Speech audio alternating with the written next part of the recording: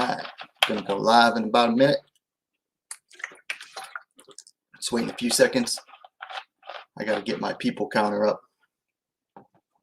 See who all showed up so far. Also gonna make a quick tweet just to remind people I'm going live.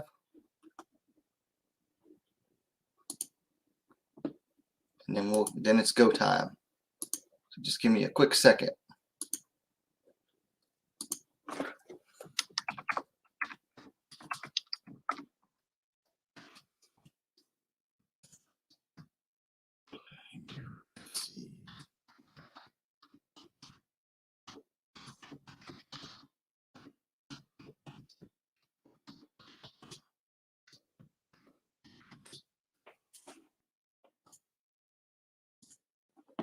All right, let's go ahead and live. I'm not going to wait for people.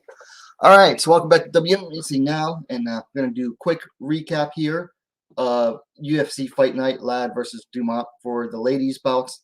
Also going to cover, there's one ladies' bout over, excuse me, Bellator 268 tonight. Well, technically two ladies' bouts, but only one of them was pro, and I don't pay attention to amateur fights. Don't have time.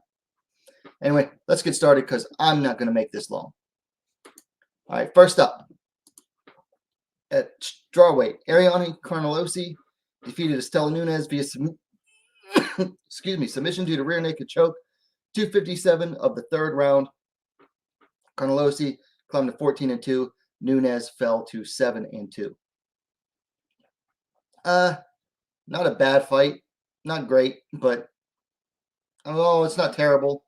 Not great, but not terrible. It was okay fight. Man, I'll tell you what. She keeps winning, but I am not the least bit impressed by Ariane Carnelossi. All she really has is muscles upon muscles and a strong chin.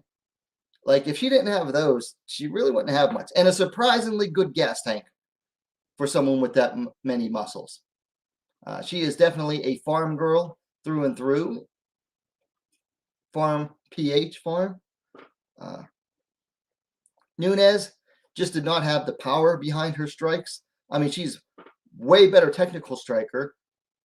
Just could not stop the takedowns of Carnelossi. And every time she landed on Carnelossi, she didn't earn Carnelossi's respect. So she got her down in the third round and got to the choke.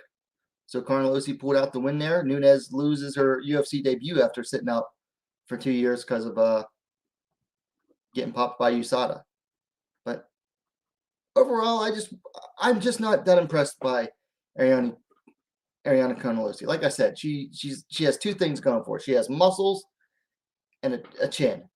Well, three things if you count the weirdly efficient gas tank that gets her through 3 hard rounds like that. But other than that, I'm just not that impressed with her. I'm even less impressed by Estela Nunes' takedown defense. I mean, she's been out since, let's see.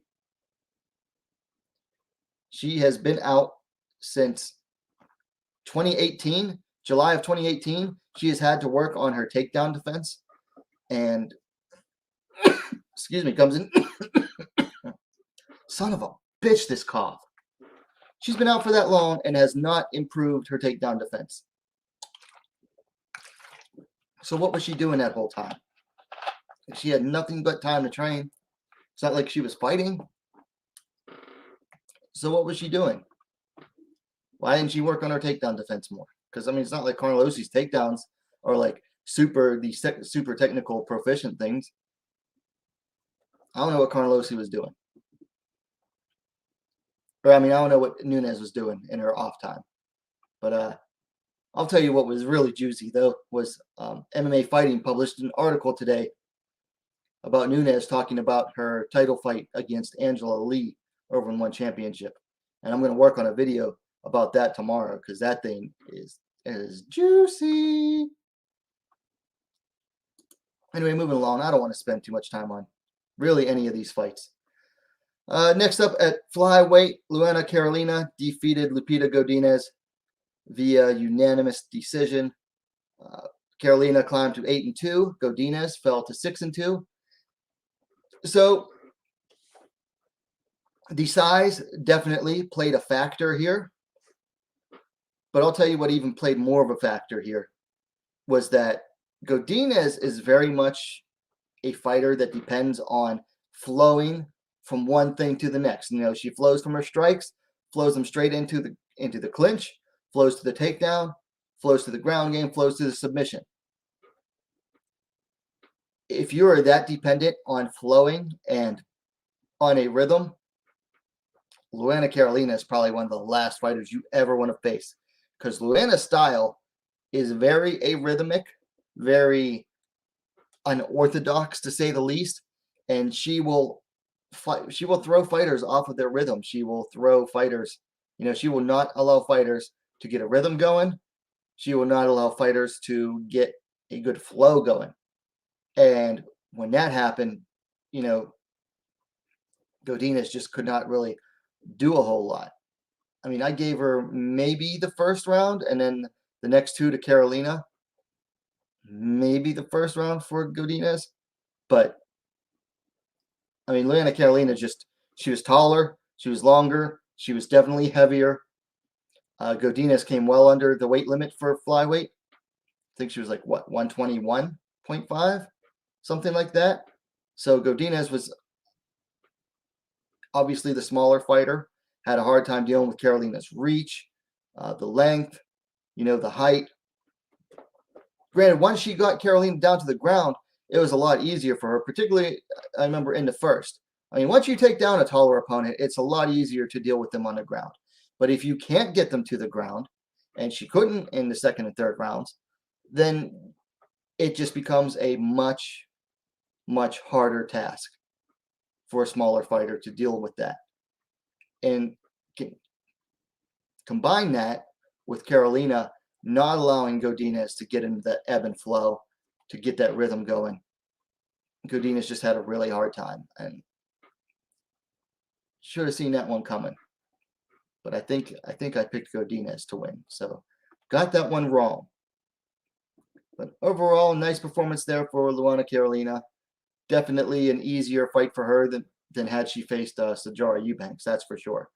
Her and Sarge, I think, would have definitely given each other a lot of fits, because Sijara has just that grinding style where she's just going to grind you down and wear you down, and just, it's like a constant just pressing force on you, fighting someone like Sijara Eubanks. So that fight would have been a lot harder for Luana Carolina. But Godinez, other than the first round, was fairly easy fight for Luana Carolina. I mean, hey, hats off to Godinez, though. She stepped up, took the fight less than a week notice, just fought last week, and, you know, she still had enough energy and everything to go all 3 rounds, and kept trying. Like, she didn't give up. She did not give up. But it's just that, you know, Godinez just didn't really have what she needed to beat Carolina. This fight, Manon Fiorot defeated Maia Bueno Silva via unanimous decision. Fiorot climbed to 8-1. Bueno Silva fell to 7-2. I don't know what to say about this fight. I mean, Fiorot went out there and did what she needed to do to win. And I mean, and she won. There was no denying at the end of the fight that she had absolutely won this fight, walked away with it. But how much credit can you give someone for beating an opponent who didn't even try? I mean, did not even try one iota to do anything to try to win this fight. I mean, Bueno Silva put up zero effort to try to win this fight. None. All she did was walk forward, put up her guard a little bit too late after she was already eating punches, and then ate some more punches. She walked forward and ate punches, and then shook her head. Nope, didn't happen. Like, You are not in a Muay Thai fight. No selling strikes like that is not going to win you the bout, especially when you aren't doing anything. It's one thing to no sell your opponent's strikes, and you're actually trying to land your own strikes and win the fight too. Okay, Rod Tang does it all the time in Muay Thai. If you've never seen Rod Tang, I'm not going to try to pronounce his last name, but Rod Tang does really well. He'll absorb strikes and then just shake his head or do the little no finger thing. But you know what? Rod Tang actually tries to win the fights, and then, well, he usually does win the fights because he knocks the opponents out because he actually tries to fight. Bueno Silva didn't do jack shit this whole fight. She did jack shit. Nothing. She put up no effort to try to win this fight other than walking forward. But guess what? Walking forward is not enough to win the fight. You know what helps win fights? Striking, effective grappling, submissions, knockouts, putting forth, actually doing something. Offense. Offense wins fights. Walking forward and just eating strikes, occasionally blocking a few with a high guard, is not going to win you fights. Bueno Silva just absolutely shat the bed in this one. And I feel bad because Manon Fiorot did nothing wrong. She did nothing wrong. She did what she was supposed to do. She won the fight. She fought. She actually put forth an effort in this fight. But how much credit can you give her for beating an opponent who basically just served as a walking punching bag for 15 minutes? I mean, I picked Fiorot to win, so I'm kind of happy about that. But how happy can I be at a fight that wasn't even a fight? It was just completely one-sided because the opponent didn't even try. Didn't even try to win. Didn't even try to win a round. Didn't even try to win a single round. Maria Bueno Silva did absolutely nothing in this fight to try to win, other than walk forward, eat strikes, and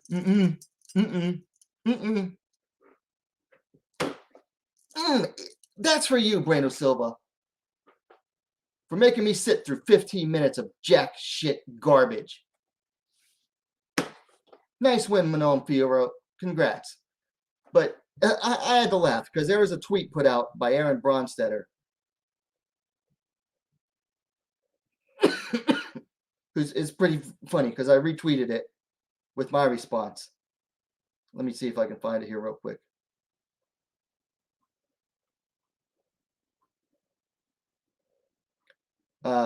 Okay, he put after the second round, he put 2018 Fiorot after 2.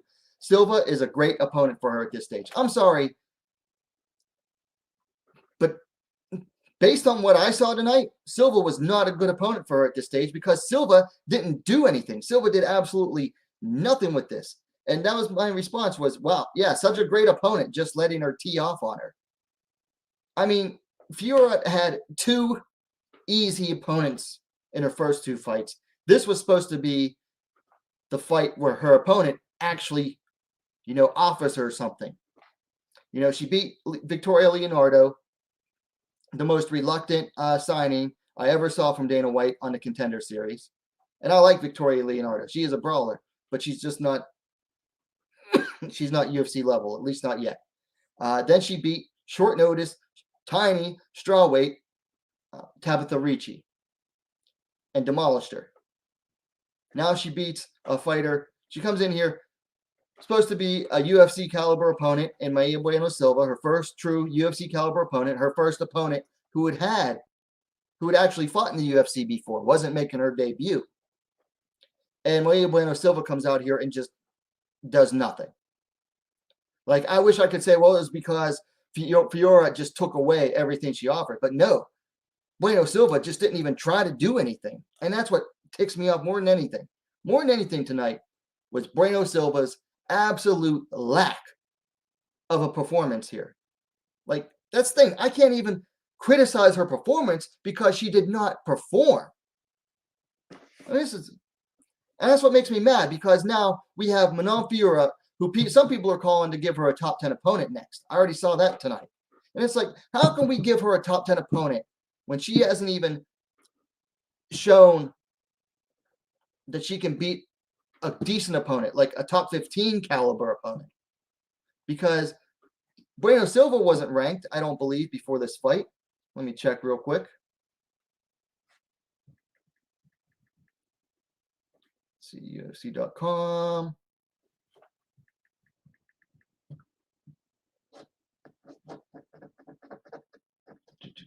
Rankings. No, Bueno Silva is not ranked at all. I mean, so basically, Manon Fiorot got 3 layup fights, and people are already calling for her to fight a top 10 opponent. It's like, I'm sorry, I got to see her beat someone who's actually going to like give her some trouble, like someone in the lower 15. So I'll say, yeah, let's give her a top 15 opponent. Someone 11 to 15. I can't abide giving her a top 10 opponent right now because she's had it too easy till now.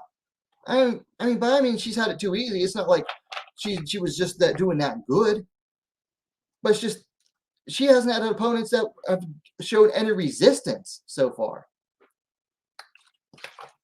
and it sucks because she shows a lot of promise, and I'd like to give her, honest praise, but it's how much praise can I give her for winning this fight tonight against an opponent who just offered absolutely nothing other than, oh, she survived to the final bell. Congrats, you survived. Big deal. All right. Main event time. Norma Dumont defeated Aspen Ladd via unanimous decision. I gave Ladd 2 rounds on my scorecard. 2 of the judges only gave her 1. 1 judge gave her 2 rounds. The way I like to judge fights is I try to think of, how do these judges usually look at these fights?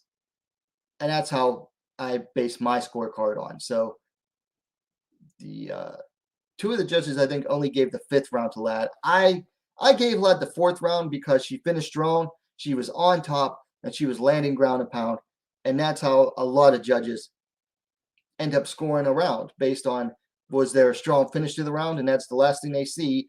So that's what they base their scoring on. So I gave Ladd 2 rounds out of the 5. But I certainly don't blame anyone else for seeing it 4 to 1. Because if I were being honest, if it was like my actual scoring, I would have only given Ladd 1 round. But I try to base it on, what I know about how these judges score fights based on watching, I don't know, hundreds, thousands of fights by now. Ladd, man, I don't know what was wrong with her, I don't know if it was the long layoff, ring rust. Was it, still feeling it, excuse me, from the bad weight cut 2 weeks ago? Or what was going on? But she just had nothing to offer in the first 3 rounds. I mean, just did nothing. Gun shy. I mean, beyond gun shy. Dumont was just staying outside, picking her apart, just cruising to a win. And I mean, when it comes to that easy of a win, that you can just cruise like that, I can't blame her. So, after each round, Ladd's coach, and which I think someone said is also her boyfriend, was getting really harsh on her. And he needed to. Like, Aspen Ladd needed that tough love tonight. And because it works for her before, and it should have, I'm surprised it didn't work tonight. Like, she finally started picking it up in the 4th round. Upped her output a lot in the 4th round compared to the first 3, which was practically nothing. And then really upped it in the 5th round. Like, there was no doubt in my mind that Ladd won the 5th round. But it was too little too late. It really was. I mean, Dumont this was a very comfortable win for Norma Dumont. And now, I see why Ladd keeps making the effort to struggle to get down to bantamweight. I think it's clear to see now what Ladd does really good and what she has problems with. Ladd does best when she is confident in herself, and most of her confidence comes from being able to bully her opponent, to just impose her will on her opponents.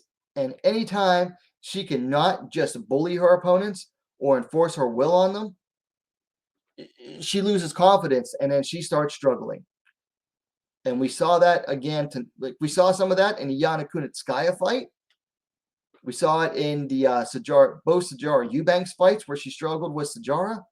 And then we saw that tonight against Norma Dumont. So Ladd is one of those fighters. If she can't physically impose herself on her opponents, if she can't use her physicality, if her opponent takes it away or is just as strong, if not stronger than her, then Ladd has a lot of trouble. She loses confidence and has a lot of trouble. And she's going to keep having trouble if she stays at flyweight or featherweight. So I see now why she tries so hard to cut down to bantamweight, even though she bulks up so much. Like that's the thing. Ladd puts on all that muscle, bulks up all that much, and then cuts a ton of water weight. That way she can just rehydrate after the weigh-ins, and then boom, she's little Hulkling against her opponents. But she could not do that tonight, and it showed. I mean, she just could not impose herself, and Dumont, just a superior striker by far, really picked her apart. First round was all about the jab, just flicking that jab out. Anytime Ladd tried to even tried to come forward, just boop, flick that stiff jab out. Stopped Ladd dead in her tracks. So nice performance there by Norma Dumont. Cruise to it. She's going to get the next title shot at featherweight. I mean, there's no doubt. Whenever Amanda Nunes decides to defend that next, she's got to take care of business against Juliana Pena next in, I want to say, December at bantamweight. Then she'll probably go back up to featherweight. And Norma Dumont has definitely earned a title shot there at featherweight. Because who else is there for her to beat her or for her to face at featherweight?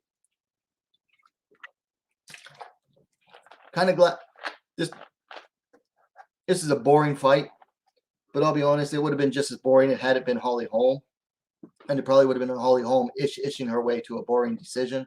So I'm kind of glad it was Aspen Ladd that stepped up when Holly dropped out. Kind of glad Holly dropped out, because now at least we got an interesting contender here in Norma Dumont. All right, last thing for me, because I'm going to keep this short, because I was kind of bored most of the night. Over at Bellator 268, we had one ladies bout. This was the only good picture I could get of the submission. Could not get a good angle pic of it. But flyweight Sumiko Inaba defeated Randy Field via submission due to arm triangle choke. 2 minutes, 2 seconds of the second round. Inaba climbed to 3-0. Field fell to 2-1. I'll tell you what, the first round of this bout had some nice back and forth action, but second round, Inaba really took over and got her down, worked on her, and got this nice arm triangle submission. I'll tell you what, I am very excited by Sumiko Inaba. She shows improvement from fight to fight. She has a good work ethic, good fighter, all-around fighter, all-around skill set. She is very aggressive, which everyone likes a good aggressive fighter. And she's cute. She has the total package. She is a legit prospect with the total package right now. I mean, I'm not starting a hype train for her or anything, but definitely we got to keep an eye on Sumiko Inaba. The only shameful part is she's stuck in Bellator, and who knows what they'll do with her next. They'll probably give her Valerie Loretta next, which would be dumb. But actually, if they were to put her in against Valerie Loretta, I would pick Sumiko Inaba to beat Valerie Loretta, because I have that much more confidence in Inaba's game than I do Loretta. I mean, it'd be a very pretty fight. It'd be a pretty girl fight, but it'd be a pretty girl fight where at least one of the fighters is a legit prospect. So I'm actually, now that I think about it, I kind of want to see that fight. Let's make Sumiko Inaba versus Valerie Loretta. I think Valerie has a fight booked, although it hasn't been announced yet. Let me see here.